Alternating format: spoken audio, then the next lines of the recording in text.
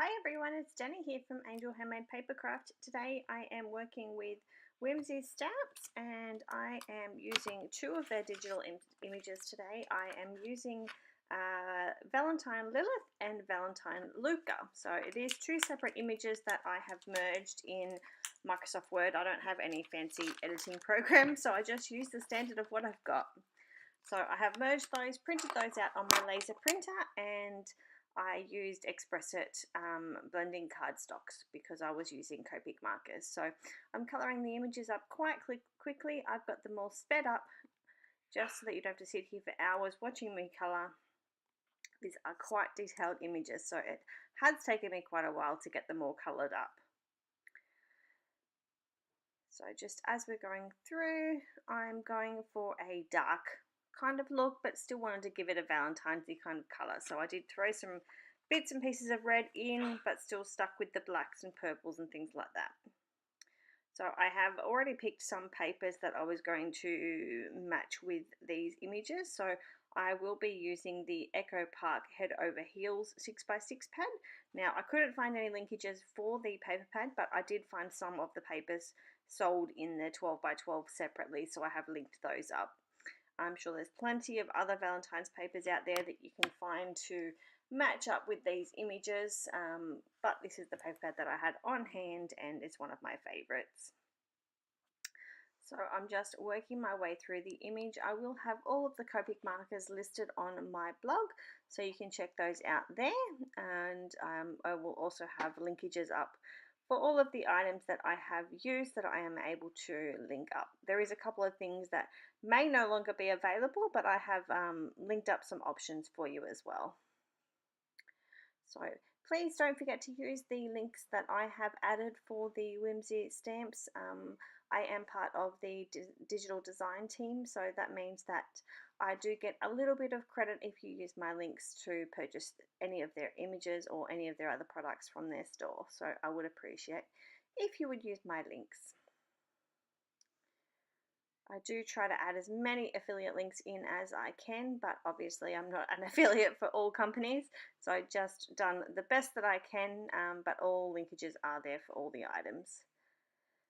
So like I said, this image did take me quite a while to get coloured up. It is very, very detailed, and there was quite a few things to colour, so I did work my way through.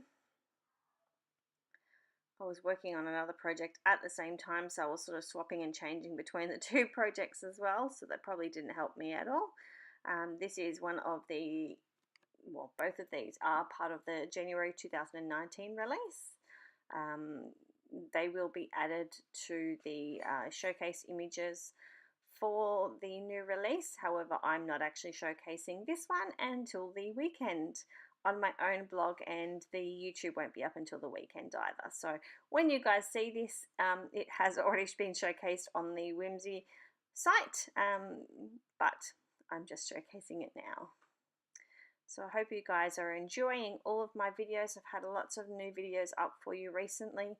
Part of my New Year's resolution is to try and get a few videos up every week. Trying to reach my fan base, trying to build up my YouTube channel and my blog and things like that. Don't forget, all of my cards are for sale on my Facebook page, which is Angel Handmade Papercraft.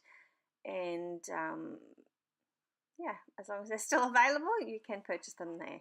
I have the links for that as well underneath the YouTube video, so you can check that out there. So I am working my way through. I sort of gave him a more trendy, you know, date night kind of look with some blue jeans and grey suit jacket, and then tried to keep him matchy-matchy with Lilith and give him a nice purple tie to match in. So I am working on his hair here. I'm just using some of my dark sea markers and giving the look of black hair without using the black markers. I can't say that I reach for my black marker very often at all. Generally, I just work my way up to the darkest of the sea markers. So I'm working my way through here. Like I said, it's a very detailed image, so it did take me quite a while to get it all coloured up. As you can see, I've still got so many markers sitting on my desk because I'm jumping in between colours and working my way through the image.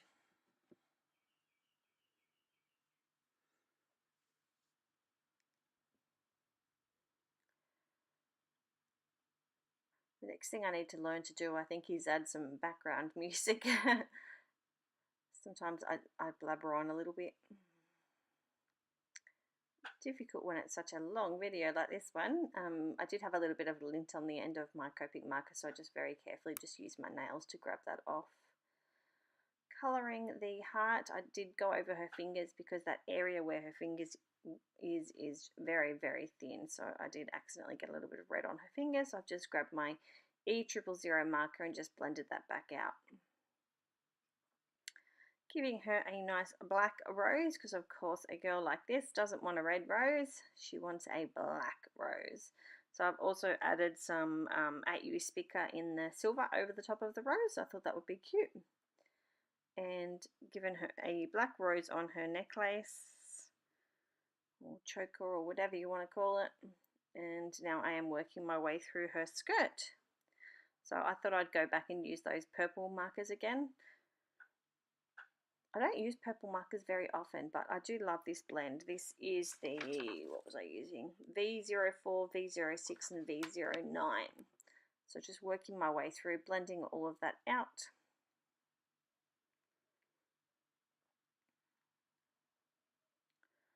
Alright, now I had originally planned to do her hair black, but then because I'd done her shirt black, I thought it would be too much. So first my idea was just to give her some black the top of her hair all black, and then give her purple dipped ends, but then I decided to go a little bit further and add the purple through all of her hair, so she's kind of got a black undertone with a purple through it. Turned out quite well, I really like it.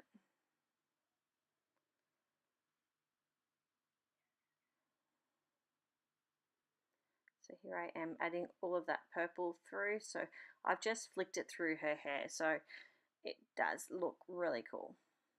Fixing up any bits that kind of bled out there with my Zero Color Splendor, and now I've used my EK Success Cutter B scissors to fussy cut the image out.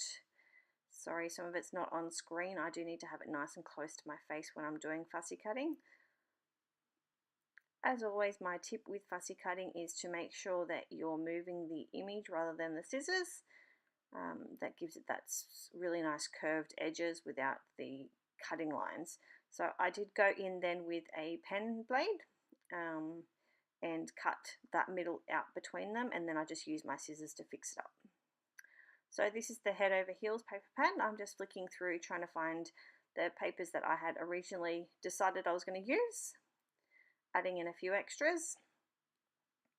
Grab some black and some purple, I think they're both American Crafts cardstocks. That's generally what I buy now, but I may still have a couple of bits and pieces from other collections. So I'm just cutting those up using my Fiskars trimming tool. I'm using a My Favorite Things stitched heart die, which I ran through my Big Shot. And I ran it through a second time with some black cardstock. I did adhere these together, but I didn't actually end up using these ones. I ended up cutting a smaller heart. It was just a little bit too big for what I was wanting to use. I've adhered all the base layers down using my Scotch ATG gun. So here I am trying to get those hearts to work, but they were just too big. So I ended up running that heart through again with a smaller die. I added a doily down from my stash,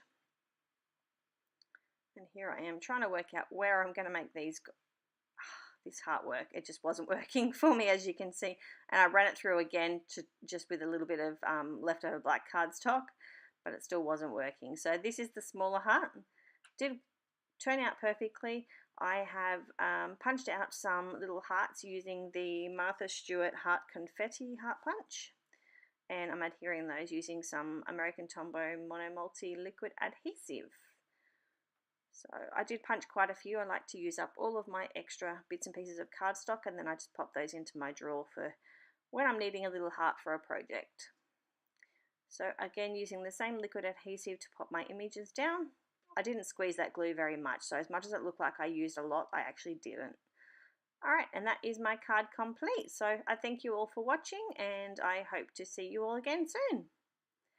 Okay, this wasn't me finished. I decided it needed something else, so I did add some Kindy Glitz in the Crystallina to the broken heart, and that will finish my project off. So if you guys liked this video, I would appreciate if you hit the thumbs up, and if you haven't subscribed already, please do so. See ya!